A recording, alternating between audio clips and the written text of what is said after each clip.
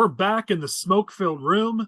Apparently, because we live in the state of Illinois, we're just not getting fall. It's just going to be summer and then winter. So we're here in winter in the state of Illinois. Well, thankfully, I actually still get to be outside, so that's exciting. At the smoke-filled room, we've got a lot to cover, and this is our 21st episode. So we've got a 21-year-old, guys, or a 21 episode old. How do you guys feel about that? We can put our fake IDs away. We're real now. Well, some of us didn't need a fake ID because we looked 40 when we were 14. So I can see Chris. You've been 40 since you're out the womb. Did you have one of those like pocket protectors at 14? No, I've never had a pocket protector. God, I could see that. Or maybe did you go to school with a suitcase, like a briefcase? Oh, we had a briefcase for sure. That did happen when I was. I called that grade. one. My mother, the briefcase I have now, that was my book bag for a year of school. Amazing. Wow. Not even lying. Amazing. Not even lying. Can't even count. How many wedgies did you get? Oh, don't worry. I've always been a big guy, so nobody was ever screwing with me, Colin. Don't worry. You didn't get shoved in a locker or anything, or a swirly in the bathroom, or we did not have lockers at my school. Whoa, you had to carry your bags all day? Uphill, both directions. Yeah, we had little cubbies and everything, kept our books. Michael, you sounds like you're coming from experience on that whole locker swirly thing. Well, I didn't say if I was the one giving them or receiving, though. There's no listen. Let's not let your fans picture you as the perfect boy. Don't pretend like you were a bad boy. You're gonna lose half your audience. We didn't even lock our lockers. We thought that was weird. Like, why would somebody do that? And there was like one person that did, and we made fun of them because it's like there were 77 kids in my graduating class. Like, nobody's gonna break into your locker. What are they gonna do? Steal your textbook? Yes. So it was a good time. Small town America. We didn't do that kind of stuff. I mean, 77 in your graduating class, that's a decent size for small town America. It's for the whole county. We only have one high school. So it was all these multiple. Yeah, it was small. You guys would be high school. It's not grammar school. You guys be happy to know I was valedictorian of my high school graduating class. I'm shocked. So, though there were only 7 of us, so it wasn't hard. Yeah, not tough. So Michael having 77 in his class, I'm like, that's huge. That's 11 times mine. I think I had 1,200 in my graduating class. So DeRay, you were just always left alone, huh? Just you and in a whole sea of people. Yep, that's how I feel being a Republican in Illinois. So alone in a sea of people in Lake County, more specifically. In Lake County, I needed some friends, so I hung out with Republicans. Matt and making friends. It's difficult. I get it, buddy. It's all right. We're here for you. As you guys have seen, we've got our political team here. So Abby, Chris, Matt, and Michael, thank you guys for joining us. We got a lot to cover. One thing we've been talking about as we hit episode 21, we're learning, we're growing, we're figuring out what's the best way to do this. And especially during filing period, I think we got a lot, we got held up a lot on here's a list of 20 updates, and most of y'all don't care about that stuff. So send us a note if you feel like that's missing on this episode and you'd rather see that. But it seems like what people are really enjoying more is the discussion, the debate. When I show how wrong Chris is, people seem to really enjoy that. And less so here's the 36 candidates running for different offices. There's a lot of people out there who do the reporting and provide the information, and we appreciate the work they do. We're here as political experts providing the analysis and that in-depth information. So we're going to get better at leaning into that and doing more of that in these episodes, a little less of the information and the updates. So let us know what you think about that. We're going to give that a try here in this episode. And the first thing we, of course, have to talk about is DC. And if you've watched more than one of these episodes, you'll know I hate talking national politics. I hate talking about Washington, D.C. Frankly, I hate going to Washington, D.C. And I even have a bias. Listen, if you're going to apply for a job at Kuhrt and you've got D.C. in your resume, just block it out when you send me the resume, because I've got a bias against D.C. people. I'm not even going to lie. It's not the real world. So I hate talking about it, but we have to, because unfortunately, Republicans in Washington, D.C. over the course of this week have proven maybe once and for all that Republicans have no interest in governing, that our party is incapable of governing when we're handed the reins of government. So we have to talk about it, because unfortunately, this is what we're all dealing with right now. So I guess I'll just open it up just at that. How does everyone feel about, if you've been living under a rock, for those watching, Speaker McCarthy is no longer Speaker McCarthy. He's now former Speaker McCarthy. Matt Gaetz has performed a coup with help from the Democrats, and now Republicans are in complete disarray, or more disarray than they usually are in Washington. So we'll just start there. Chris, do you want to gloat? Anyone else want to cry about this? And we'll dig into some of the details as we go. I'll let you guys cry first, and then I'll gloat. So here's the point I'm going to make. So we did a lot of analysis about what voters are seeing on the ground after the 2022 election, and what we found is not that people in Illinois disagree with the issues necessarily that Republicans are putting forward. They just don't see us as capable of really governing the state, and in fact see Democrats as more capable of governing the state. So when you see at the probably one of the highest levels of government, Republicans choosing to squabble with their own party and do all this stupid stuff that distracts from very important issues, people are looking at as the example of how Republicans conduct themselves. So it not only does it create problems at the national level, I think it creates real problems for us here in Illinois and other state parties that are really struggling to, find their identity and, get some wins. Like, how are we supposed to look at voters now and say, we're the party of, good government, and, we're gonna fix your issues if we spend more time fighting with each other than actually, working on huge issues that are in our community. So it's embarrassing, quite frankly. Well, to back you up, Oliver, I'll just say that it wasn't just in our Illinois polling. For our clients across the country, we've seen it, that Republicans just aren't looked at in most states as governing leaders, and nationally. And to your point, we just once again proved that. Dre, what about you? I know you've got some strong thoughts on this. I was told to reserve a good 20-minute block for you to go on a rant. So what do you got, buddy? Yeah, well, rarely is no plan better than a bad plan. And here's the thing, even if you had some gripes with McCarthy, you didn't think he was doing that great of a job, the people who wanted to oust him, it's not like they had a better alternative. It's not like they said, okay, we'll get rid of McCarthy and we'll put this person in there. Or here's the reasons that we're going to do it, and here's a better alternative. They just did it for no reason at all. And that really showed. It was completely from personal vendetta. And I think that that's a really bad look. I also think that it's a harder sell for us as Republicans. I'll speak for us four, not Chris. But for us who are involved in Republican circles, it's our job to convince people why should they elect Republicans. And when you look up House of Representatives Republicans, you look up Republican congressmen, the first things that come up is McCarthy removed, Republicans fight. It's never, here's the things that Republicans are doing in Congress. And I think that trickles down, and it makes it a lot harder for us who want to get good Republicans in office to actually have a good argument of why you should elect us. And especially in a position where, like, the Speaker of the House, they don't really get much press. No one cares about the Speaker of the House. But now they do, and when they look at the Speaker, all they see is chaos and disarray. They don't see any actual good government. So I think that it's a fault of Republicans, and I think that it's a big shame that it had to go down this way. I feel like Matt Gaetz Sorry, and I'm getting distracted. There's a squirrel hanging for dear life in our bird feeder, and it just makes me. I'm trying to get a photo of it because it reminds me of kind of how Republicans feel right now, where they're just like hanging on for dear life with no plan and no savior. This poor squirrel. I mean, I'm glad it's falling off because it's not, the food's not for him, but it just felt very appropriate in the timing. Anyways, go ahead, Oliver. Well, I was just gonna say, Matt Gaetz kind of reminds me of Joe Severino. Like, you're not actually here to have solutions to problems. You're just here to poke the eye of the party and then just go vote with the Democrats. So I mean, it's completely unproductive. Like, there is no plan. Like, what is the plan other than to send fundraising emails and get clicks on Twitter or X or whatever the heck we're calling it these days. So. Well, Collin, that squirrel and Matt Gaetz have a lot in common. They're always looking for a quick nut. Attaboy, Matt. Michael, what are your thoughts today? Well, we're saving Chris for last. Yeah, apparently Chris wants to laugh at the end. So, I mean, it's very easy to have a long list of complaints, but if you don't have any solution or alternative, then it's kind of like, what's the point? And it seems like we're dealing with that same concept, on a lot of levels, within the state party and in Washington, D.C. and the House, even our state legislature. It's just complain, and blame somebody else. But when it gets down to it, okay, well, what are we going to do? What's the alternative? And it's like blank stare. And obviously we had a very small majority, and they were able to get this rule in there that one person could motion to vacate.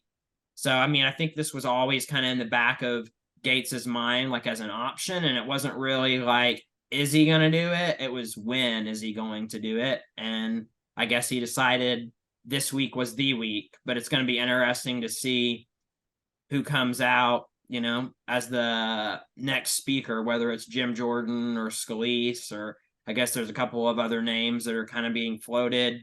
It was good to see that all three of our Republican congressional representatives from Illinois voted to keep McCarthy in his job, because we weren't sure that was even going to happen. So I guess we can take that as a little bit Michael, of a victory lap, at least in this state. Where does that put? I mean, Mary Miller and Darren Bailey being on opposite sides of an issue, that doesn't happen often. Yeah, it's going to be interesting to see how he navigates that. She's saying that she voted for McCarthy to keep his job because she felt like there wasn't a viable alternative or really even a plan to replace him. Whereas Mike and Darren, you know, they've been supportive of Kevin from the beginning. So that's kind of the distinction that they're trying to make, is that Mary made it for the decision for practical reasons, and Darren and Mike made the decision because they're establishment rhinos that are always looking for an opportunity to suck up to Kevin McCarthy. So, I mean, they can try to thread that needle all they want, but I don't think it's really, I mean, who's going to make that distinction? It just doesn't work. Well, for people who are mad that the House isn't as conservative as they want, or bills aren't getting passed as much as they'd want, there's a very simple solution if you want your government to be more conservative, is get more conservative people elected. Get more people in the House, take back the Senate, get a conservative president, actually start to win. And that's what it seems like Republicans are losing, is we'd rather die on our laurels and shoot our own instead of just taking back from the Democrats more and more, which is who we should be focusing on. Well, Yeah, Matt, I mean, it's something I've been thinking about lately. Is it seems like our party would be happier if we got everything we wanted and then nothing we wanted. Like it seems like if we had 4 years of getting everything we wanted and then 4 years of getting nothing that we wanted, the left completely controls it, and you just go back and forth with that kind of a situation. I feel like our party would be happier. Unfortunately, that's just. Which, I mean, you never get everything you want in government, but it just seems like at this point, when you've got a bill here, you've got a process here that, I mean, McCarthy had negotiated what was 8 to 30% cuts in various departments of government. We're talking about significant reductions in spending, and that wasn't enough. Significant investments in border security, and that wasn't enough. I mean, it's just, at what point is anything ever going to be enough is the question. Do people understand that incremental progress is progress? Yeah, someone said it to me, like people want to score a touchdown every single play instead of just trying to get first downs. And I think this is a case in point in that, you know, like he was doing good things. You can't fix everything overnight. Just like we can't fix our party here in Illinois overnight. We can make incremental progress. But when stuff like this happens in DC, it just sets us back. You know, it sets everyone back. You mean getting first downs and scoring points like the Lions did against Green Bay last week when they kicked Green Bay's butt? See, that's no fun though, because like Chris, like he's no fun to make fun of, because like after the game, like I was ready to talk so much crap, and he just texted me, he's like, "Good game," and I'm like, "What am I supposed to say to that?" Like, it's just not fun at all. What am I going to do? Say you didn't beat us? You beat us. The Lions are a better team than the Packers. Does anybody disagree with this fact? No. I had a Bears fan tell me that they were a better organization than the Lions today. So like I've heard some crazy stuff this week. I think the Bears can't even say they're a better organization than DC Republicans right now. So I don't know that we have anything to stand on. All right, Chris, we want to hear from you. So what I don't get here is why this is coming as a shock to anybody that this is even happening. I'm not saying the four of you in this call right now, but I think just people in general in Republican circles seem to be shocked. Like, how could they do this to McCarthy? I'm surprised this didn't happen earlier. I mean, honestly, I expected McCarthy to last like a month. After they passed the rule where you only need one vote, one person to move to vacate the chair, and this could go through, I expected this to happen really quickly. I'm very, very impressed that McCarthy lasted this long.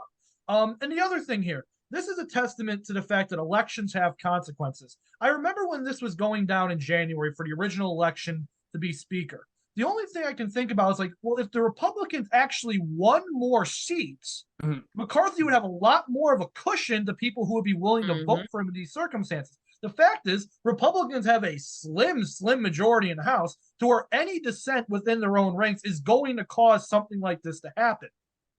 Had McCarthy and the rest of the NRCC actually ran again, this is a problem across the board. Nobody is innocent of this. But had these people actually ran better campaigns out of DC, ran a better national campaign, they would have had a bigger majority and not the slim one they have now, to where they're actually having to fight these battles with a small, irate, tireless minority of their caucus that's going to just upend everything at a moment's notice. So it matters. Here's the thing. You're always going to have these elements of the Republican caucus. The only way you can take care of these people, the only way you can make sure these people are irrelevant to anything you're doing, is to get the people you want elected. But that's not what happened in 2022. What happened in 2022 is the Republicans take a small majority in the House and all hell broke loose and nothing gets accomplished. That's why this happened. Yeah, you're not wrong. To me, I can't get lost, or I can't get past this whole idea of they got what they wanted. I mean, just like during the speaker's fight, the conservative faction that was holding out got everything they wanted, and it still wasn't enough. Here, you're talking about significant cuts to government, and it wasn't enough. You're talking about investments in border security, which was supposedly their top issue, and it wasn't enough. I mean, you're negotiating with terrorists at that point. And I look at let's talk about Illinois. I look at how the left has been in Illinois on every issue where they understand, let's just make incremental progress. You look at the abortion caucus, or the left on that issue. And in this state, we didn't become the abortion capital of America overnight. It was every election, you elect a few more pro-choice Democrats and pro-choice elected office holders. And then every session you go down there, you get one thing done or half a thing done, and you keep working your way along.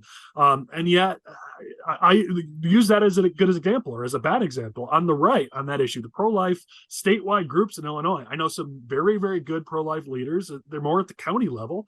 At the state level, it was all or nothing, and they were never happy unless you were with them 100%. And so as a result, we lost any sort of in-between ground, and then we couldn't fight back. We didn't have the numbers. We didn't have any leg to stand on when it came to some of these issues. And so we kept losing over and over and over, even though the voters were with us on some of the further aspects of that issue. And we still couldn't even win those because we had been weakened to a point where we couldn't even fight back. It's this all or nothing approach when it comes to governing doesn't work. You don't ever get everything that you want when it comes to governing. And we're going to sit here and say, if we don't get everything, we'd rather have nothing, because that's what we're getting here. We're going to have nothing now. Democrats completely own this process now, and they're sitting back gleefully watching as we burn ourselves to the ground.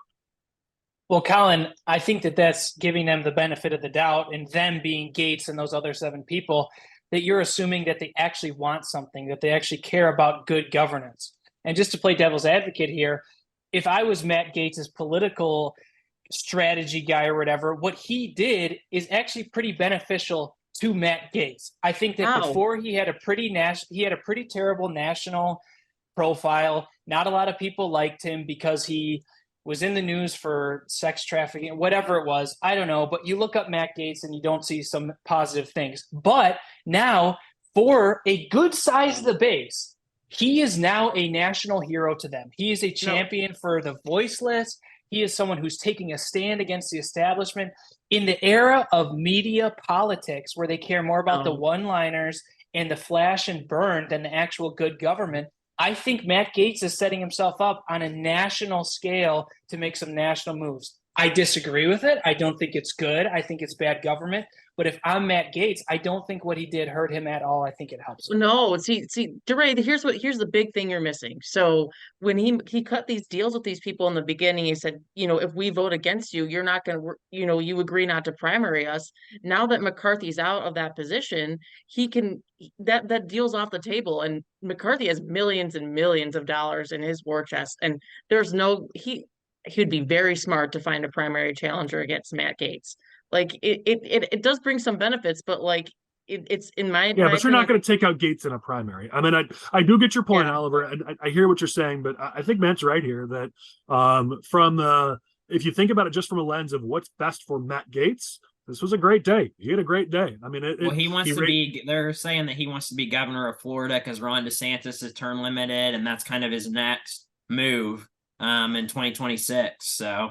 Well, and I'm excited to finally be able to be home on my deck for once because I'm usually on the road. And next week I'll be in Florida, so I'll try to ask some people next week and maybe have a report on that for next week's SFR because I'll be with a lot of the Republicans in the state of Florida next week because we do a lot of work down there. So I'll ask, do you guys think this sets up Gaetz or does this hurt him? I'll probably be able to report on that next week. So more insight that you guys will get as you're watching this on this topic next week. But I do think that we're in the era of Instagram candidates and people trying to be TikTok famous. Yep. And if you're playing this as Matt Gaetz, you came out ahead. You basically burned the party down in the process. But who else? I mean, we can also say that about other national figures that have done that. Whether you like or don't like Trump, in many cases he lit the party on fire to benefit himself. So I mean, that is kind of the era of politics we're in. Who actually sacrifices of themselves for their political cause or their party anymore? It just doesn't happen. So, like Matt said, I don't think it's right, but other than the Democrats, one person came out ahead after this whole thing, and that's Matt Gaetz. All right, we've exhausted this topic. Let's go to the next one. Let's get back to Illinois because I'm sick and tired of talking about national politics. We could rant about this all day, but we got Illinois stuff to talk about. So DCFS's director, Marc Smith, is resigning. He wasn't fired. He wasn't asked to leave. He is resigning, and he's only resigning at the end of the year, not immediately. So I'm sure that will help with the transition. But in all this process, we've not seen Pritzker take any responsibility. No one has said, hey, there's challenges we need to address. Republicans are, and kudos to Republicans. They've been speaking out a lot lately. I'm proud of that. I'm happy to see that. And they've been doing it pretty strongly. So we'll see if this actually leads to any changes. But since we hammered on DCFS last week, I figured we should at least open it up for any conversation now that the director will finally be gone. Is there any hope that anything will be done? Or because Pritzker's still not taking responsibility and the media is still not holding him accountable, will it just be a new boss, same as the old boss kind of a thing? My guess, they're hoping, okay, like you'll resign and like people just like stop paying attention for a while and the news will stop covering it because this happened and we fixed the problem. But like Pritzker not taking responsibility for things is like saying the sky is blue. It's just like so matter of fact at this point that like I think people are just basically numb to it, unfortunately. And we know the media is not going to do anything about it, as we've talked about before. So, well, you're right. I mean, if you look at all the coverage at DCFS, it's been that Smith has resigned. So this is given some breathing room for Pritzker and the Democrats. My question is, how long does that breathing room last? Because every week that passes, these are still kids that are living in pretty awful situations with no support or help, and a week to them is a lifetime. So we're sitting around going, "Ooh, yay! This is a change. We're moving around the deck chairs in the Titanic." Kids are still struggling here, and in many cases, life-threatening situations. So maybe it's time to get a move on it. I mean, Smith's not resigning until the end of the year. That's 3 months away as of the time of this recording. 3 months is a long time. So they better still be talking about this for those 3 months, not giving him that kind of breathing room. Well, their Auditor General's report came out last week, and it was so bad that that's probably what prompted this resignation. But like you said, Pritzker has not taken any responsibility for anything related to DCFS, and it doesn't look like he's going to. But maybe this will provide a little bit of an exit ramp for him, and he can get somebody in there that can actually get the job done. Like, it's not like you said last week, I think. It's not a political thing. It's like, this is a crisis. Like, kids are like literally dying because of the incompetency of this agency, and it needs to be fixed. But why, if you were Pritzker, why would you voluntarily take responsibility? I mean, we never see public officials taking accountability for their actions unless they're drawn out on the floor and everyone's pointing fingers at them. I mean, as much as Pritzker is to blame, he wants to stay in power and in good graces, and he has some national plays that he wants to make. So it wouldn't help him to do the better thing. And we know politicians usually do what helps them. If he was smart, what he would have done is just as soon as that report came out from the Auditor General, say, okay, I'm demanding your resignation immediately, and then swapped him out with somebody else, or, at least initiated that process, because then he could kind of take a victory lap and say, hey, I was waiting for the report to come out. It says it's terrible. This guy's gone. Yeah, listen, from a good government perspective, I think you're right, Michael, but I think we just look back to the last topic. I mean, who's actually focused on governing anymore? So to Matt's point, I mean, I'm throwing up in my mouth a little bit, agreeing with Matt this much on one SFR, but I think Matt's right again that why would Pritzker do it? Even by firing the guy, Pritzker is now taking some level of responsibility by just constantly not touching it. He never has to be tied to it ever. And as Matt said, he's got greater ambitions, bigger ambitions. So you don't want to be tied to this dumpster fire. If you actually care about the things that you say, then this should be all you should be focused on. But again, this is politics, and so many times politics takes a front seat to governing. Yeah. Chris? Oh, you basically just took the words right out of my mouth. I was going to say the same thing. Allowing him to resign at the end of the year gives him an off ramp. And if this ever comes back to where he's in hot water with DCFS again, he'll just blame him. That's all this is. If he tells the guy to resign openly, it just brings too much heat on him at the moment. You can't afford that political maneuver right now. You want this to go quietly. The media will report on it, and then you pray later on nobody ever brings this up again. Everybody forgets about it. Yeah, you're not wrong.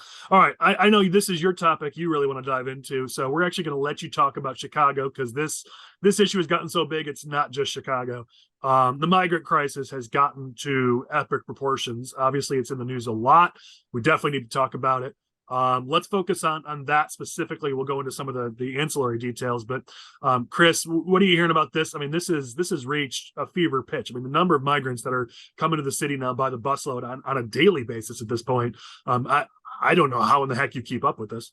Yeah, we're at double-digit buses coming into the city right now a day, and there is nowhere to put these people. Alderman Hopkins, Second Ward, that's Gold Coast, part of downtown, up to the northwest, the north side there. He was live tweeting the migrants coming in, and they were dropped off at the Sears Tower, and basically they're like, listen, like we're not taking these guys. Like they're just literally the buses are pulling up, jumping them off at the next building, and then leaving. That's how bad this is getting. And Johnson's now saying that Johnson's sending a delegation to the border to address the migrant crisis. He doesn't need to go to the southern border to figure this out. He needs to go to any park district, any police district in the city of Chicago, and understand how bad things are getting. People sleeping on floors, people stealing radios and selling them on the street, and they can't be arrested for some reason. It's bad. And the more people show up per day, the more expensive this is getting. We still don't know where this money is going. We're still never going to have enough money to take care of these people. And this is why, thankfully, people are starting to wake up to the fact that Chicago cannot survive under the current laws in place, keeping this a sanctuary city. It cannot.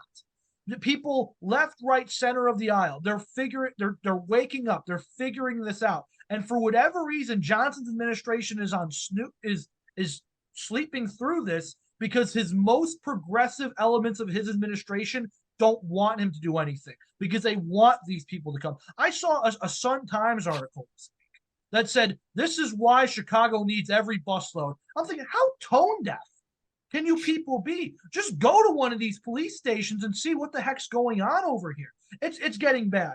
And it's stretching out to the suburbs. I can talk about Joliet Township if you want. But I mean, it's just getting terrible and there's no end in sight. Well, I mean, again, here we are on the flip side of this now, where good government and politics are now playing in our favor. Because honestly, if you look at what Abbott in Texas is doing here, it's a brilliant political maneuver. I mean, you say you're a sanctuary state, sanctuary state. Here you go. Then it's your problem. I mean, what I'm struck by with this is how much Chicago and Illinois politicians are complaining about how difficult this is to keep up with. And I say, I mean, these border states have been dealing with this for how many years? Where were you when these border states were having to deal with this on their own? Now they're sending some of them up to you, and you cannot keep up. You can't handle it. I mean, it's not like these border states were getting support, just like Illinois and the state and the city aren't getting support from the federal government. So I'm just struck by, again, good politics don't equal good government. And in this case, the politics of dumping this problem on cities and states like Chicago, Illinois, New York, and making it their problem says, hey, you claim you're a sanctuary city, then fine, prove it.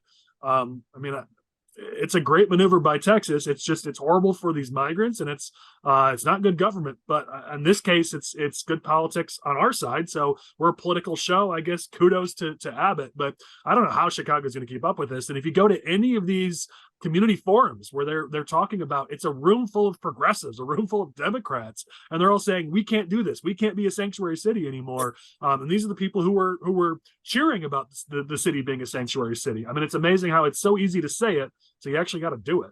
No, but that's the thing, Collin. These migrants aren't going to these progressive wards. You don't see the 33rd ward or the 35th ward setting up migrant shelters. Oh no, they're going to the black wards on the south side. They're going to the northwest side for some reason. None of these places are going to where there's any like real progressive people. It's where the progressives aren't, because Lord knows they don't want to live in these neighborhoods. They'll just let the other people deal with it. And listen, we literally cannot afford to take these people.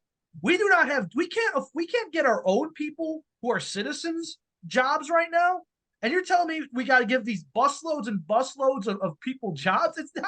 This is economically unsustainable. The only way this works is if you bring the buses back and ship them elsewhere. That is the only way this is ever going to work. And I don't even think anybody has a stones to accept that at this point. Well, Chris, like let's back up even before like getting them jobs. Like it's about to be winter in Illinois. Like if Brandon Johnson thinks things are bad now, wait until these people are on the streets freezing to death. Or barely intense. Or intense, yeah. Like it's gonna be a nightmare. Like, and it's only getting worse. And by Brandon Johnson not doing anything about it and is closing his eyes and pretending like it's not happening, it's like it's just gonna be it's horrible. It needs to be fixed. But I don't know that. We're a political show, so I'm going to say this. I give kudos to Republicans and just not touching this. I mean, just like Democrats during all the Republican drama over the last week had just said, you're on your own, guys. You created this problem. It's your problem. And just sat back and smiled.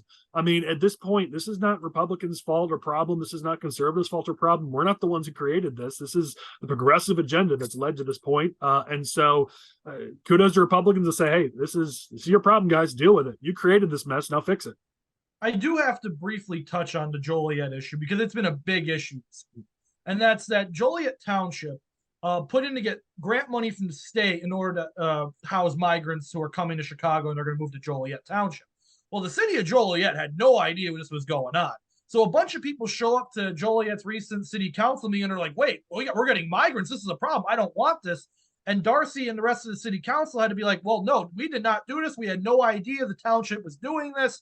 And now the county board's involved. It's a whole mess because the Joliet Township Board got taken over by pretty much actual communists in 2021. That is not an exaggeration.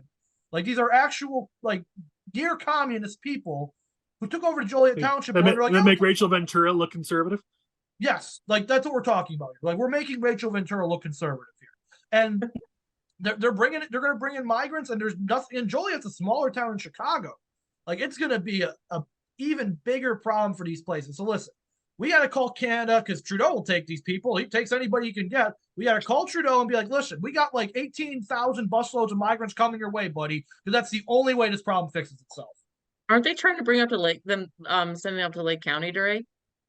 Yes, and the sad part is Lake County, for the most part, up until recently, has been pretty isolated from a lot of the problems that are happening in Cook County and Chicago.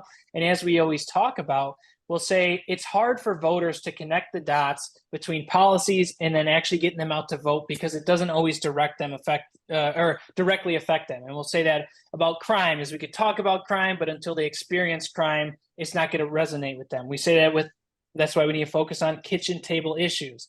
Now that it's gotten so bad that people can't even go to Walmart without having to walk over a bunch of these migrants, literally stepping over them, then maybe now this is what it takes for people to actually wake up and vote on this issue. This isn't just some abstract issue now that Texas has to deal with or whatever. This is now a kitchen table issue that people are going to be having to talk about their kids about around dinner. Dad, why is there a bunch of people just hanging out in our communities that we don't know who they are? Now, hopefully, this is what it takes, as terrible as it is. But now people will actually wake up and start to point the fingers at the Democrats and vote for some good government policies that Republicans can provide. So, Listen, to your point, we're seeing it in polling now that in Illinois, the issue of immigration has jumped dramatically in terms of issues that are of most importance. It's number one amongst Republican voters, not a surprise, but it's even registering amongst independents in their top five, in some cases in their top three in some districts, which we weren't seeing before. Usually immigration was a hot button issue, top three issue in Republican primaries, and then it just didn't matter in the general because swing voters and independents didn't care about it. That's changed. It's number one in Republican primaries, and it's top five, and in some cases top three, even amongst independents in these swing districts. So you're right, Matt. This is, again, gosh, you're killing me. I know, isn't it horrible? This is going to be an issue amongst voters, and if this keeps getting worse, it does put it's another issue that the voters are with Republicans and not with Democrats on, and that wasn't always the case on immigration. The voters were not always with Republicans on closing the border and border security, and honestly, now voters are starting to come around to the Republican position on that issue. Personally, I'm not saying that I agree with that change, but it is the reality. So you are going to see this featured a lot more in 2024, and on our current path, it very well could be a top issue. I want to briefly touch on that point, Collin, because you saw today it said that the Biden administration has approved funding for construction of the wall and has removed some federal barriers and environmental regulations to building the wall. 26, right? 26 regulations. They just said, hey, we're not going to do these anymore. Yeah. So even the Biden administration's build the wall. This is where this is getting. And it's funny on one end to see the change happen so rapidly. But on the other hand, it's just absolutely terrible because this immigration has been a problem in this country for decades now. And now it just takes these busloads, which don't stop, for people to start waking up. Well, there's no end in sight to the challenge or the problem. I mean, every day that passes, more buses keep showing up. So you can put your head in the sand, but it ain't changing. It ain't getting any better. Build the wall and crime will fall. It's that simple. Oh my gosh. We got to get it done. So true. From coast to coast.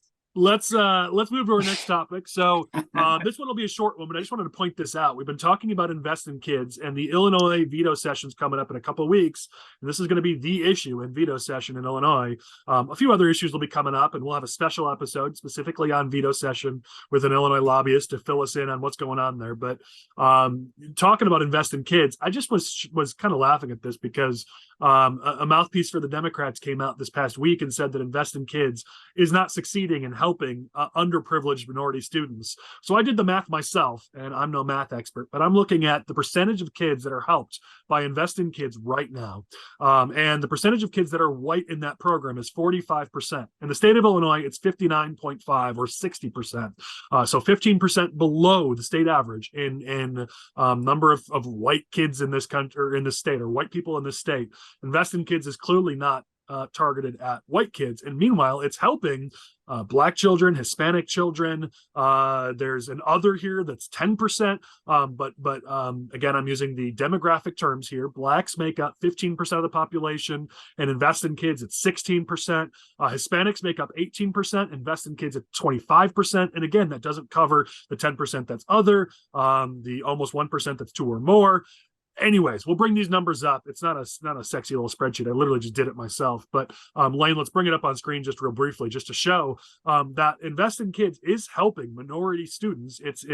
And there are thousands of kids on the wait list from low-income communities who are waiting to get in this program. I think it's a false choice, a false narrative to say that this is not helping low-income minority students, specifically minority young people. You want to say that it's school choice and you hate school choice? Okay, fine. Now you're being intellectually honest. Okay, I get it. You don't like the slippery slope, fine, whatever. But to come out and lie and say that this is not helping minority students, when you can see in the percentages are higher than the state average. So it is not only helping minority students at the state average, it's helping them above the state average. It's just a bald-faced lie about the program. Let's have an intellectually honest conversation about the program. I don't think it sticks around. I don't think this has any chance in veto session. But I'd at least like to see people talking about the facts instead of making up numbers. And all these Democrat state reps and state senators who send their kids to private schools, but then say it's racist for you to send your kids there. It's just it's so absurd. And it's just, yeah, it's a great program. It needs to stick around, and like Rules you for said, me, but it's not for thee. I unlikely. mean, this is just sort of the Illinois way, right? The people in power, the Democrats mostly in power, but just in general, those in power get to do whatever they want. And for the rest of you working class schlubs, you get to take what little crumbs we give you and be happy about it. I mean, at some point, you got to imagine the people of the state finally maybe realizes it and rises up, but that hasn't happened anytime. Well, Not until now. it's What not incentive do they even have? about it's not even like working class. It's like people below the poverty line in most instances that are getting getting the benefit from this program, that couldn't afford to send their kids to a private school if it wasn't for Invest in Kids, and now the rug's just going to be pulled out from under them, and it's either, hey, you got to find the money to keep your kid in school, or you're going to send them back to the failing public school that they came from. Those are going to be the two options. And Well, Michael, let's stay on you. Terrible. Let's stay on you, because this point you flagged this week, so I want to go over to you to talk about this. How in Illinois personal income fell for the first time since 2009. You flagged this, and I think it's relevant to the current conversation because the policies. We keep hearing this. We talked about it, I think, last week, that everything we hear about progressives is jobs, jobs, jobs, yet we're fifth worst in unemployment. Well, now we hear, hey, this is great for workers. Income's going to go up. Income's going to go up. Well, the data just came out that income didn't go up. So, I mean, at some point, the talking points need to be compared to reality, and reality is not backing up the talking points. Why'd you flag this article? What stood out to you? Well, I mean, according to the article or this analysis that was done, there were only 5 states in the entire country that saw the average income levels fall. Rhode Island, Mississippi, Louisiana, Illinois, California, and New York, I believe. So I guess it was 6. But 5 out of the 6 have Democrat governors. Like they're, J.B. Pritzker's, beating the drum and talking about how, he saved Illinois' economy and we're in better shape than we've ever been and all of these things. But it's the first time since 2009, when we were in a recession, that the average income in the state of Illinois is decreased. It's just terrible. And then you got inflation on top of it. Yeah, I don't know how to spin this. Like, I mean, we've heard it was in Cranes and no one else is talking about it. Pritzker's not being called out for it. So I guess you don't have to spin it if you're not even being held accountable for it. But I mean, personal income is down. That's it. There's no spin to that. There's no way to spin that. Yeah. It's yet another data metric that's showing that it's not working in this state. But, no one seems to care. Well, something that I've been thinking about as not just this, but like other topics with the migrant crisis and DCFS, like what is it going to take for people in Illinois or other Democrats to hold their party accountable for what they're doing? Because it's like even Mike Hastings, he was beating his wife, and we all knew it. And you're like, yeah, allegedly, right? Sorry, allegedly. I need to put my ear quotes. I've been dealing with lawyers all day today, so I'm just going to throw that in. Yes. When you're marrying an attorney, you're often reminded of all this, legally. Like, yeah. My point's a lot better without that. But anyway, the point being, like, Democrats are doing all sorts of stuff that's like it's either illegal, like immoral, or just like poor governance, and people just do not seem to care. Like, what is it going to take for people to sit there and say, hey, like maybe we should step back and like actually hold these people accountable, for our state? Because like, I mean, does anyone really want to live like this in a state where you don't make money, you let kids, just be in these situations where we just let people, basically live homeless on the street because of our political policies? It's just unacceptable.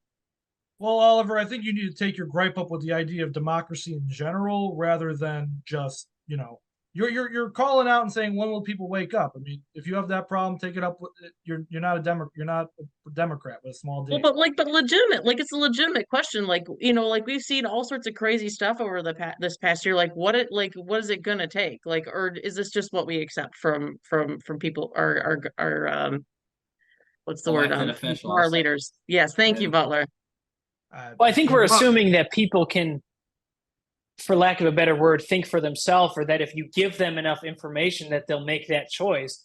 I think that it's our job to tell people what to think, not force it down their throats, but we need to do the convincing. We need to do the showing that we can govern more effectively. We can't wait for them to wake up. We got to go wake them up and give them a good reason to wake up. Yep, fair.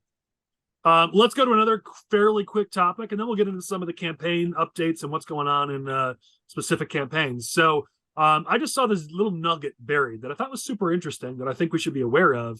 So the larger story is not one we really need to cover unless you guys want to, but in Quincy, they're trying to pass an ordinance to make the city a safe haven city for the unborn. There's a whole story around that, and we can talk about that in the future if you guys want to. But what I thought was interesting is Personal PAC came out and responded to this and said that they're focused on Quincy. They're gonna work with pro-choice organizers to try to stop this. And at the end of the quote, I found this really interesting, where the CEO said, "We are working toward municipal elections in 2025. I think it's instructive to point that out, that Personal PAC is going to be involved in municipal elections in 2025. We hear this all the time. We heard it from the media back during the school board races in 2023, which was, I can't believe that Awake Illinois and these crazy conservatives are getting involved in these local elections. Meanwhile, we had proof, Oliver, you had proof, and I know DeRay did, and I did, and others, that the Democratic Party was directly involved in recruiting candidates for these offices way back a year prior. And then Pritzker obviously came out publicly and started getting involved. And now we have Personal PAC saying they are already talking about how in a year and a half, they're going to get involved in municipal elections. There's a lot I think we can unpack here, but I think I'll just at the moment open it up. I think it's fairly unprecedented that an organization as large as that's focused on state offices has come out and said that they're going to be focused on candidates for municipal offices, which have nothing really to do about abortion policy other than in some cases passing ordinances like this that will just get tossed by the courts. But I think to me, this is pretty politically important for us to be aware of, that in 2025, an organization the size and the budget of Personal PAC is going to play in municipal elections. Conservatives should probably start to plan for that. Well, Pat Brady PAC has probably had this idea for a while now. I will exclusively be referring to Personal PAC as Pat Brady PAC from now on, by the way. And Pat Brady PAC, you gotta have to understand about the thing about the left. It's not just the state offices. It's not just the congressional offices. The left wants to take control of every facet of government and everyday life. So it's no surprise to me that they're going to take advantage of their newfound political empire that they have in the state of Illinois, and they're going to start playing in local elections because, like we just said, voters are pretty stupid. So in a municipal election, they're going to send out a bunch of mailers and say, hey, this guy's like anti-abortion. And, every, abortion person's going to be like, wow, now I need to vote in municipal elections. And the right is going to have no answer to that because, we don't want to touch the abortion issue for some reason. So Pat Brady PAC is just going to steamroll over the issue, and then we're just going to be screwed for another 10 years. That's the unfortunate thing. And Pat Brady PAC will continue to win unless the right actually wakes up and does something about it. Well, I mean, I think to your point, to the left, this is war. I mean, we're still playing patty cake. We're still sort of taking this as a weekend sort of, I'll put a few hours in. I mean, we've seen it in Illinois. The Democrats and the left have absolute utter control of pretty much every lever of government, and it's still not enough. They've got our boot on our throats, and they're still pushing down. And we still have Republicans and conservatives who are like, oh, it's not that bad. We'll work with them, and we don't need to fight. It's like, this is war, guys. It's been war for a very long time. And if you don't wake up and start fighting, here it is. It's October 5th as we record this. So we know, based on what they just gave this quote, and this quote was from a couple days ago, that they're going to be doing this in April of 2025. So we know this. A year and a half ahead of time, we know this. And I guarantee you, if we're still doing this podcast come 2025, we're going to talk about how Republicans and conservatives just weren't ready and aren't involved and didn't recruit candidates and didn't get involved when we knew this. A year and a half ahead of time, they have told us they're going to do this. We have plenty of time to get prepared, but if history is any indication, we're going to be caught flat-footed and shocked when it all happens again, when Pritzker gets involved, when the left gets involved, when they drop gobs of money. We're like, oh no, we didn't know this was going to happen. So they're not going to be happy until there's like a Planned Parenthood on every corner. It's going to be like McDonald's. Like, that's just their goal, and we have to understand that. And that's the vision Pat Brady has for Illinois. Get ready to go after it's more than just Pat Brady. I mean, listen, I know you're being funny and I appreciate it, and you've got but this is more than just Pat Brady. This is, to your point, if you're Pat Brady, why would you join an organization that's now going to be militantly anti-right of center? You claim this is for right of center, yet this group's going to be out there electing far left progressives, and you're going to be on the board for that. So to your point, I agree. That said, this is about more than Pat Brady. This is about, municipal offices. This is where you can actually still get some people right of center elected. I think of, just south of me, Schaumburg Township, and some of these other townships around us, even in Naperville and other places, where at the local level, we're electing solid fiscal conservatives, people who are center, right of center, however you want to describe them. And at the state and federal level, they're electing far left progressives. So at the local level is one of the few places left that we can elect common sense of fiscal conservatives. And the left has said out loud publicly in a press release that they're going to come after us to stop that. This is the last playing ground that we have any modicum of success in the state. And the left has said they're coming after it. So we better get our butts in gear and be ready for it.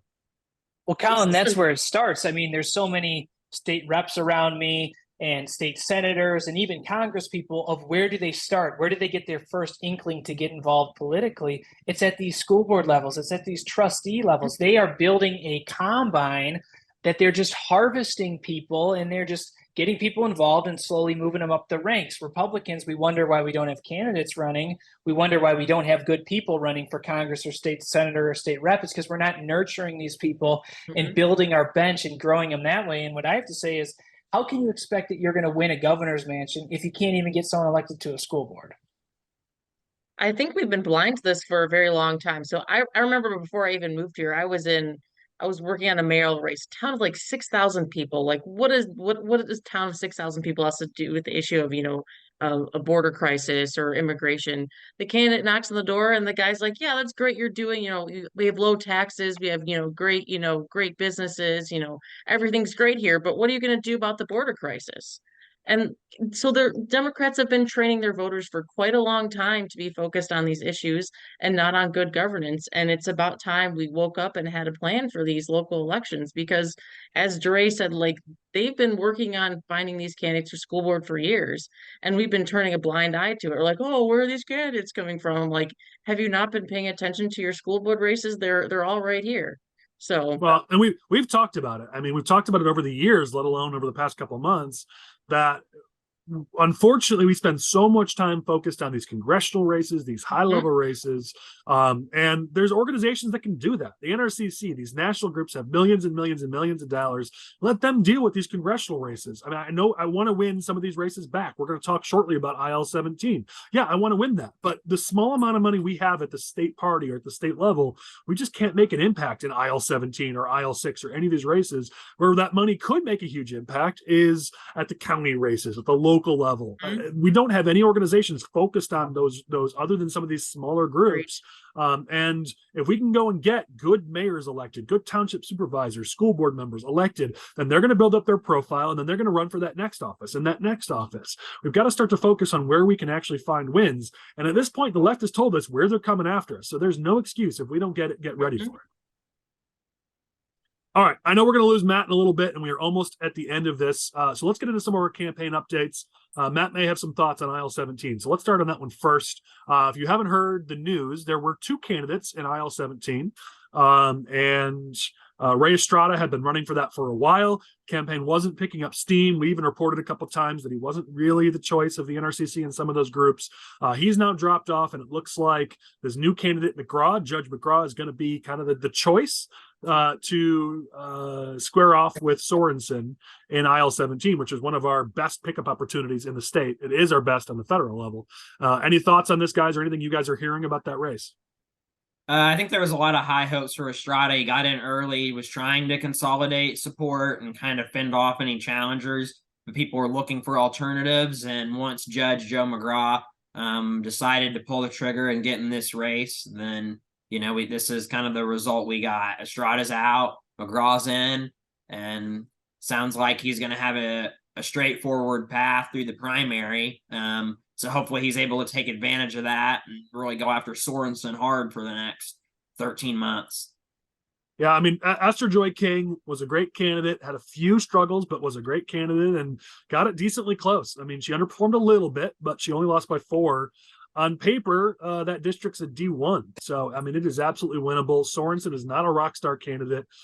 We got a great chance. This is now a presidential year. So we always say during a presidential year, it's a little harder because it's higher minority turnout, higher young voter turnout. So I'm not saying that this is a slam dunk, but I am saying it's right there. This is definitely a tier 1 race for us and our best pickup opportunity, at least federally. So hope is McGraw can pull together a solid campaign. We'll be keeping an eye on it. Any final thoughts on that race? Well, Sorensen, this is his first term. So, I mean, if there's any time to beat him, it's now. I hope we don't fumble the ball on this one.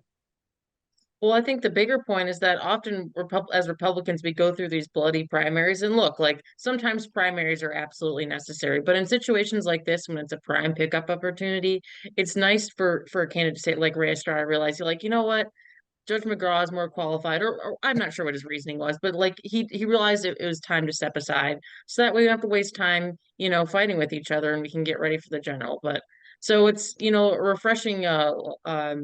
refreshing to see that happen in our party every once in a while.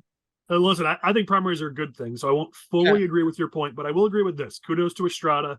Oftentimes, the people that watch this are a little higher level. We're not talking to amateurs here. So you guys know that when someone says I'm stepping out for family reasons, 9 times out of 10, that's not actually why they're stepping out. Maybe that's why Estrada is, but I think he saw the light at the end of the tunnel here. People talked to him, and I'll give him credit. Maybe it's not earned, but who cares? I think he did what was best for the party in this situation, and I give him credit for it. So maybe it's not that, and I'm giving credit where it's not earned, but I'm going to pretend like it is and say, Ray Estrada, well done for what you're doing here, and let's see if Judge McGraw can make this a race.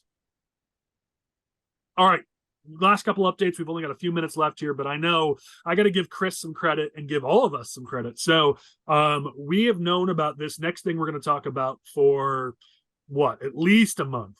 And Chris was sworn to secrecy. We were all sworn to secrecy. And so we didn't say a word. Check the tape. We never talked about this, even though we've known about it for a very long time. It's finally in the news. So we can finally talk about the fact that Ray Lopez is challenging Chuy Garcia for Congress. But I want to start with, if you want to share, and Matt, see you later. Poor Lane now has to do a lot of extra work. But if you want to share information Chris, with us on what's going on, and you tell us we can't share it, we've proven we don't share it, because we could have been the first people out there a month ago sharing this information and taking credit for being the ones to break the story, and we didn't. So kudos to us and Chris, but let's talk about it now that we finally can talk about it. Chris, there's a challenge here. We'll see if it makes it all the way through March, but there's a potentially high-profile Democratic primary here that could create some challenges for Democrats in the city. So Raymond Lopez, the alderman in the 15th Ward, is running for Congress against Chuy Garcia. And this doesn't surprise me on a number of levels, because Ray has kind of taken himself as to be the leader of, or more the front man for more conservative Hispanic government in the city of Chicago and elsewhere. He's a very conservative Democratic alderman. He represents a very, very racially diverse ward, predominantly Hispanic, but includes parts of Inglewood, and then goes into Canaryville to include a lot of white voters, but predominantly Hispanic ward. And Ray is taking advantage of the fact that Chuy looks exceptionally weak right now as a result of the last mayoral election. Chuy was supposed to be the guy. Everybody's going to line up behind Chuy. Everybody's going to come out of the woodwork. We're going to get Chuy. We're going to finally take out Lightfoot. We're going to take control of the mayor's office. That did not happen. Chuy ran a terrible campaign that we followed from start to finish, and he ran a terrible campaign. So now Chuy looks weak running in a race for Congress. Here's the issue. Chuy Garcia, like him or not, is a name. He's been around since the 80s. He has been the vanguard of Latino Democratic politics in the city of Chicago for a long, long time. Trying to take him out is going to be a very, very difficult task. I think personally, Lopez's campaign should have waited a while to announce. I don't think announcing this early benefits them. I think they should have waited this out. Maybe see if Chuy himself was going to run again. Because you never know. After losing the mayoral election, maybe Chuy just didn't want to do it again. He's not sitting on a lot of campaign funds, but now it kind of forces Chuy's hand to run if you want him to run. And I just don't know where the votes are going to come from for Ray. I mean, I think Ray does pretty decent in the Midway Airport area. That's where he's originally from. I think he does well in places like Cicero and Berwyn and Brookfield maybe, but where's Chuy's is going to run up dictator margins in Pilsen, Little Village, Probably LaGrange. All the progressives in LaGrange are going to love Chuy. Same thing with like DuPage County, Oliver. All those rich You know people. in what? DuPage- Stop throwing my county under the bus, Chris, man. all those rich people in Oak Brook, Hinsdale who vote Democrat, they don't have a conservative vote in their body. So Hinsdale they're is going to not a vote for Democrat Chuy. town, Chris. Check the tapes. Check the Yeah, there's tapes. like Hinsdale 5 is a- voters in in Oak Brook who are Democrats, but they'll vote for the progressive because that's how rich people think. So I don't know where Ray's going to get the votes here. I think realistically, Ray's going to top out at about 40% here. He'll bring some issues to the table, but where's the money going to come from? How good is your contrast going to be? It's a big uphill battle. I think there's positives here that you can do with this campaign. I don't know if Ray's got it in him to win. Unfortunately, I like Ray, but I don't know if he's going to win this. But to me, it seems like there are pieces here that you could pull together to create a narrative, but it just doesn't come together in a real strategy. So the things we've talked about, there is a significant portion of Hispanics who are actually more conservative, but they're not voting in a Democratic primary. If this was a runoff situation like the city of Chicago, where it was party affiliation doesn't come in and it's just Lopez against Chuy and everybody gets to vote, Lopez could maybe make it a little bit more of a race. What we're talking about is a subset of Democratic of Hispanics, which are Hispanics who show up in a Democratic primary election during a presidential election. That subset tends to be fairly progressive. So I don't see a path here. But the interesting thing is, to your point, you see that Chuy is weak. You see that Hispanics, I mean, Vallis did better with Hispanics than I think we've ever seen a center-right candidate do, especially for an old white guy. We've talked about it a lot as Cor and as Smoke-Filled Room about how there are a lot of conservative Hispanics, but they're not voting in a Democratic primary for Congress. And so it's just, this race is not set up in my mind to be a race where Ray Lopez even has a shot. But I don't know Chicago politics like you do, Chris. And it sounds like we're on the same page on that. I mean, there's something that could be built out of this if you wanted to. If you wanted to run this campaign as a reason to restart HDO, that's the former Hispanic Democratic Organization. If you want to use this race to do that and build a more establishment, old machine type way of thinking around Hispanic politics, you could do that. There are pieces of this district, there are still players in this district who are still around who can give you that support, and maybe you build yourself up for the long term. Hey, Chris, just real quick, I want to ask you a follow-up question. Just, we're really low on time, so I just want to ask you this follow-up question. So, to the politics of this, as people who are right of center, I know after this week, we're all kind of questioning the Republican phrase or word. I'm way out of you on that, Colin. But here's my question to you. I mean, this has high likelihood. I mean, Ray Lopez is a bomb thrower. This has high likelihood to be a pretty rough and tumble Democratic primary. And even though the data will say that Lopez doesn't have much of a shot, he's a master at getting press. So, I mean, if anything, what this can accomplish for those of us who think right of center is this is going to be in the news. This is going to be in the press. Is there potential here for furthering that wedge amongst Hispanics of seeing just how progressive people like Chuy and the Democrats are, and maybe creating some controversy and some opportunities for those of us right of center? To me, it seems like Lopez may not get the votes, but he's certainly going to get the press coverage. Oh, yeah, and this goes right into what the migrant crisis here, because Chuy, Lord knows, he's on the wrong side of this migrant issue. So if Ray can bring up this migrant issue to a significant amount, this will be a great media thing for those more conservative people in the Democratic Party and conservatives in general. So yes, Colin, I do think there's great potential for that. Okay, so we're certainly going to keep an eye on it. I mean, you see all the coverage about the infighting amongst Republicans, but we got nothing on the infighting amongst Democrats. And this one's going to be in the news because no matter how much the news doesn't want to cover just, the Democratic infighting and challenges, they're going to cover Ray Lopez and Chuy, and this is going to be a sexy race they're going to cover. So this might be a great opportunity for Republicans and conservatives to highlight that infighting and the progressive versus moderate fights within this Democratic Party. All right, with our limited time, we got a couple more stories to cover. Let's talk about House District 82. And I'm only bringing this up because it was reported in the last week, something that changes my entire output or outlook on this race. So in 82, we've talked about how on the Republican side, it's Gary Grasso versus Nicole Laha. And I said that I think Grasso is the front runner for this race. That was under the assumption that Grasso would run a good race.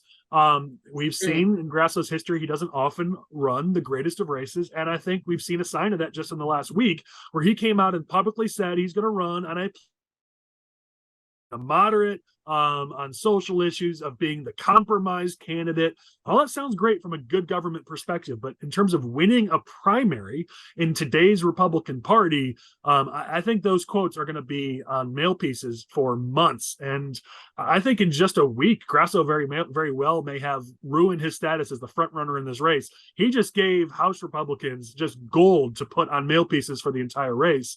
And not like they didn't already have stuff before, but here he is in his first week of being an official candidate, even though he hasn't announced for the race yet. And he's already given Nicole Laha and her backers these amazing mail piece quotes and ad quotes that just write themselves. So I'm taking that from Grasso as the front runner now to Nicole Laha as the front runner in that race. So something interesting to that point, Collin, is that he was out on his Facebook page, and I think maybe there's another op-ed out there where he's basically making these same points about how he's a moderate and that this party, can't be beholden to people like Darren Bailey. I'm pretty sure it's out there. So he's been saying this for quite a long time, and it really angered a lot of the more conservative folks in our base. And I think this is not just like a one-off thing for him. This is a trend, and I think Nicole Haas' campaign would be very smart to be taking advantage of the people backing her, I mean, they know what they're doing. They're going to push this out. I guess my point was, I know all that stuff was out there before. We've dealt with Grasso over the years in many different situations. So, I mean, I knew the history. I've got the opposition research. So, but the issue is, it wasn't in this race. He's just made it clear to me and to anyone else watching that that's the kind of race he's going to run. And it wasn't a situation where he was going to say, yeah, I said that in the past, but I know here my focus is going to be on holding Democrats accountable, or I don't know, something. You didn't have to run as a far-right conservative or whatever else in this race, but you also didn't have to sort of double down on the things that will not win a primary. Grasso is clearly doubling down. It ain't going to work. Yeah, and this is how you can tell it's amateur hour there at Team Grasso. I mean, let's remember back to Grasso's campaign for Congress. He started off with some of this messaging, I'm more moderate, blah, blah, blah, blah. And as the race went on, he did start embracing some more conservative positions, and he was doing, he did a lot better than he probably would have had he embraced those moderate things at first. Now this seems who Gary Grasso really is. Gary Grasso really believes that the way to victory is, I'm going to tell people I'm a moderate on social issues. This is the way forward for the Republican Party. You fool, that's not how this works. So it's never worked for Republicans. Running as a moderate in a Republican primary has never worked. And I don't know why people continue to try that strategy. It's not just him. Like, I see it all the time. Well, it's also like, it's not like this seat is really like swingy, like, oh, there's a chance the Democrats win or whatever. Like, you don't have to, like, oh, let me be a moderate because that helps me in the general election. Like, you're gonna win the general election, unforeseen, unless there's some crazy circumstance. So it's kind of like, all right, whatever, man. Like, try it if you want, but I don't think it's going to work out for you. I think Nicole Laha will be a great state rep. So, I mean, listen, Lane's going to kill me, but we're going to go a little over here because this is something I just want to talk about. Jim Nowlan ran something in the Tribune about how, I think it's titled here, here's how to create a future for moderate Republicans in Illinois. And I'm reading it and I just roll my eyes just because it's frustrating with the language that's used. We teach for our trainings for candidates, and we just had a 2-day candidate school up in Lake County, and we teach this. It's basic 101 on how to communicate using words like moderate, like compromise. We're not asking you to change your beliefs. If that's how you truly believe, if you're Gary Grasso or Jim Nowlan and that's what you truly believe, great. I don't want you to change what you believe. I want a big tent party that has people like Gary Grasso and Darren Bailey and Nicole Laha and Jim Nowlan, and these people all have a place in our party. My point is, understand how to communicate. It's not about changing your beliefs. It's about presenting your issues. As we talk about, if you want to talk about how in a primary, I've got to come from one approach and then in a general to another approach, it's how you phrase things. It's through an authoritative lens, through we call it a sanctity lens during a primary. And then it's caring and fairness during a general. There's a whole class we teach, but the concept is you don't change your issues. You change the way you present it. When you keep saying this is a fight between conservatives and moderates, you're just driving that wedge even further into the base of our party and saying we have two factions and only one of you is allowed to be part of this party. And that's not the case. The way that we present our issues matters. The way we present ourselves matters. And using terms like I'm going to compromise with the other side is never, ever going to work in a primary or a general. Nobody wants compromise. What they want is you to work together. It's the same concept, just different words. We've got to become better communicators. And when I see Nowlan and Grasso out there saying these phrases and these words, it reminds me of how bad of communicators we are and why we can never move forward. Because the more you say, how do we create a future for moderates. Let's run more moderates in the suburbs. No, that's not the answer. We need to run people who are problem solvers in the suburbs, who focus on getting things done for the people. Whether you're conservative or moderate, that's not the focus. The focus is, how do you make things better for the people you're going to represent? But that's not how we present this. We get stuck in these political terminology that just turns people off. It's like nobody learned anything from the Liz Gorman, Sean Morrison primary last year in Cook County, because that's all Liz did. Liz, to Liz's credit, and it's the only time you'll ever hear somebody say that on this show, to Liz's credit, she had some real issues she could have made during that primary. She could have. But she didn't. Her entire messaging was, I get along better with Democrats at the county board than Sean does. Which is like... That's totally going to work in a Republican primary. That's the exact opposite way you need to go. I mean, I love Sean Morrison. He's a great guy. But, he's a moderate. He's an establishment guy. If she would have taken the Sean Morrison as an establishment hackling, she might have gotten closer in that primary or even won it. She didn't. All she did was say, I get along better with Democrats. Vote. That's why you should vote for me. No, that's not how this works. And that's what Grasso's going to do here, and he's going to fail, hopefully, again. Yeah, it's a sort of a Collin rant, but I constantly reminded of how bad we are at communicating. And there's a way to stay strong on your principles, but understand your audience and speak to your audience, not with changing your principles, just changing the way you present yourself and your issues. And that's a challenge. Again, we do a whole course on this. I encourage people, if you're interested, let's talk about it in depth at another time, or maybe come out to one of these trainings that we do, because we talk about how do people think, how do they make decisions. And it's harder for conservatives and Republicans because our base thinks differently than the average swing voter. For Democrats, their base thinks the same way as swing voters in terms of the way they approach things, the way they make decisions. So it is harder for us. We have to present our issues one way in a primary and another way in a general, but it's not changing the issues. You can talk about border security in a primary and in a general just by using different approaches. Of, in a primary, we're going to focus on border, and we're going to focus on build the wall and security and safety. And then in general, it's going to be on fentanyl and safety and investing our tax dollars in our homeless people instead of migrants who we wish we could help, but we can't. I mean, there's a way that you can present this in a primary and in a general. It doesn't change your beliefs, but we're stuck on, let's just change our issues from the primary to the general. Let's change the way we approach things. You're either conservative or you're moderate. And of course we keep losing because politics is not that 2D. It's not that simple. All right, final things. Oliver, you had a couple things you wanted to cover. Let's do it quickly. Let's hit the first thing here. I know there's some infighting in Democrats in DuPage County, and it's always fun to talk about. So hit us quickly with that. So I think I want to make a larger point about it other than they're just fighting with each other, which I don't think is as significant. So we talk all the time in Butlerville that like there's Republicans primarying other Republicans because we're like, well, heck, we got basically everything down here. So we got time to fight with each other and find the right person for the job. And I think that's where Democrats are starting to feel in DuPage. It's like, well, man, we've been doing pretty good. Like the Republicans, they're not winning anything and they're very disorganized. Like, I guess we got time to, primary our recorder, primary our county board members because we don't like how they think, progressive versus more moderate. I think, and some of the Republicans are like, oh, ha, look at them, they're fighting. I'm like, no, like you should be really concerned. Like to me, that shows that Democrats are starting to feel like they have enough power and time to have these fights. And so I think if you're a Republican in DuPage, that's time to wake up and really realize like it's time to change, or like this is really going to get to the point where we can't turn the ship around. So Oliver, let me crystallize your point.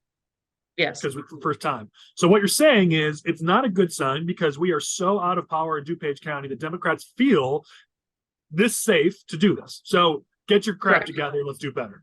On the flip side, what I'd say is let's wake up because this is huge opportunity. If the Democrats are going to do this, primary their own people and get more progressive people in through the primary system, that means that creates a giant opening for us in the general election. So to me, I look at this as great news because I think for Republicans in DuPage County, as the Democrats, just like Pritzker in the whole state, as they move further and further left, they do create an opportunity for us to reach those working class households that look at that progressive agenda and go, sheesh, that's a bit crazy. So I get your point. The reason they're here is because Republicans have been so inept in DuPage County. So you're right. But I look at this as 2024, Democrats are about to create some opportunities for us. We better take advantage. Well, yeah, and to your point with that, so like Lynn LaPlante, she's a county board member here in Wheaton and Glen Ellen. Wheaton is a very conservative community. Glen Ellen is not. And Lynn LaPlante, who's up this cycle, she's actually, you know, fairly reasonable and well liked by both sides of the aisle. And so I think if you know if she gets primaried and she loses, like that's it. To your point, it does create an opportunity. So it's a double-edged sword. It's an opportunity, but you know, the fact that we've gotten to this point, I think, is a little concerning. But so you gotta take advantage of what you have, but maybe like just do a little better in the future. Let's close this out with this. We don't talk about Kendall County enough, but I know there's we have our own infighting now and our own primary brewing in Kendall County. So give us that real quick. Yeah, so Matt Prochaska, good friend of mine, good young Republican. So he's a circuit clerk out in Kendall County. They've been some of the more conservative elements of the party have been trying to primary him for, you know, reasons that are not really quite clear. So Kuhrt, he primaried the treasurer last cycle because he was unhappy. So it looks like he's going to try and primary him this cycle. So, you know, again, I think Kendall County, like more so than other counties, has two very distinct factions that are always at war with each other. And my concern always is the dynamics are changing Kendall County. A lot of people are moving out there and it's not as red as it used to be. So while they do have the luxury to maybe have some of these fights right now, I think in 2 or 3 years, maybe not. So it's one of the fastest, it's one of the only growing counties in the state. It's one of the fastest growing counties, and it's becoming a battleground. And if we keep playing these dumb games, I mean, again, we see this, as we all keep saying, in Butlerville, where you know, Republicans are primarying incumbent Republicans. It's the same deal here. There are plenty of seats that we need to win in Kendall County that we could be running for and spending our resources on. But here we're going after the incumbent circuit clerk, who, I mean, other than the fact that you don't like him because he's from the other faction, what's your problem? Is he done something that's against, you know, Republican or conservative principles? Is he doing a bad job? That's not the reason people are primarying. They're primarying because of personality issues. And Kendall County, it's going to be the next county like DuPage that might flip if we don't get our stuff together. Well, it's an administrative job, so it just shows you like how silly it is. Like if it was like, oh, he's a county board member or he's a state rep or a congressman, like, okay, maybe there's some votes you can, you know, argue about or something, but like he's processing, you know, court documents and wedding certificates and you know what I mean? It's like, I don't know. There's other things to worry about. It's not like Republicans engage in patronage, so it's not like Kit Kurt's going to get his people jobs as opposed to Matt Prochaska getting his people jobs. So it's just stupid. It makes zero. How badly can you screw up the job of clerk in a circuit court? I don't know. Maybe Kit Kurt would find a way to do it. We'll find out. All right, we're going to close with that. We went way over, so thank you for those of us who stuck around. This is part of why we had those time codes in there, so you can jump where you want. So maybe some of you didn't make it all the way to the end, but we really do appreciate our watchers, our listeners. We've got a lot coming up. There's a lot of topics for next week that we're going to cover. We've got campaign finance reports over the next couple of weeks that will be coming out to talk about who's raising money, who isn't, who's viable, who's not. In Illinois 11, we've already seen some numbers by Bill Foster's challenger that are some pretty solid numbers. So we got a lot to talk about, but we'll save that for the coming weeks. And then we've got veto session coming up. So there's a lot going on. We got a lot to talk about. Thank you to Abby and Matt, who had to leave, and Chris and Michael. Thank you guys for joining. Really appreciate you guys watching and listening. As a final thank you on this episode to Lane, our producer, who does a ton of work bringing stuff up on screen. As I'm sure you guys might have noticed, my dog's out with me today and he's super needy. I thought he was going to come over and say goodbye to everybody. Dustin, come here, buddy. Come say goodbye to everybody. Come here. Dustin's going to say goodbye to everybody as we close out. All right, say goodbye, everybody. I'm cheating with my dog here. It makes you like me more. All right, thanks for watching this episode of The Smoke-Filled Room. We'll catch you next week.